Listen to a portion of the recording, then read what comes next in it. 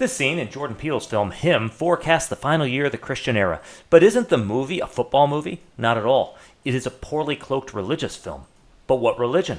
In 1904, Aleister Crowley, this unwell guy, was visited by his holy guardian angel, Iwis, whom he later acknowledged was Lucifer, who dictated to him the words of a new religious book, the Book of the Law. This Luciferian book teaches a lot of crazy occult stuff, not the least of which is that 1904 was the beginning of the Eon of Horus. This Eon would end the old Christian order and be governed by a new law. Do what thou wilt. The mythological name they gave to the Christian era was the Eon of Osiris. Why Osiris? Osiris is the god of the dead, the underworld, and resurrection. So Christianity, with the dead and resurrected Savior and the hope of resurrection, seems to fit. But this leads to a problem for Crowley.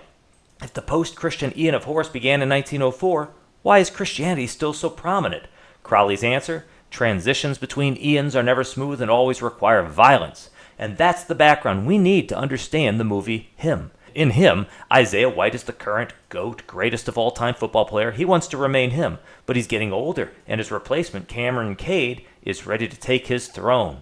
These Him characters represent the gods of Crowley's eons. White is Osiris, the god of the underworld, dead, and self-sacrifice representing Christianity, and Caden is Horus, who will use extreme violence to replace White. Here's decisive evidence that White represents the Osirian Christian era.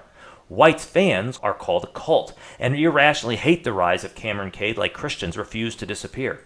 White's house is in the underworld, where he works with dead things, the realm of Osiris. He calls his practice field church and plays a game that is not a game, and his loyal followers represent faith volunteering foolishly for gratuitous suffering in his service. So, back to the scene. How does it forecast the final year of the Christian era? The scene itself is a cleverly designed solar system that shows an eclipse sequence that suggests the year when Cam Horus wants to transcend the game or the church.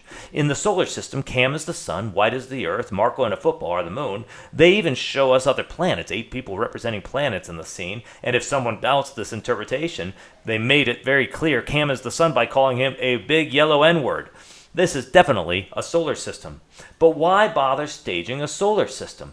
To show a sequence of 5 eclipses that correspond to when Cam, Horus, will transcend the game of Christianity.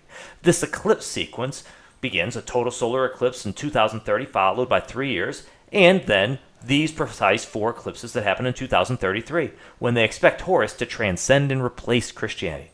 To see more content like this or more detailed breakdowns, subscribe to the Theology Ed YouTube channel.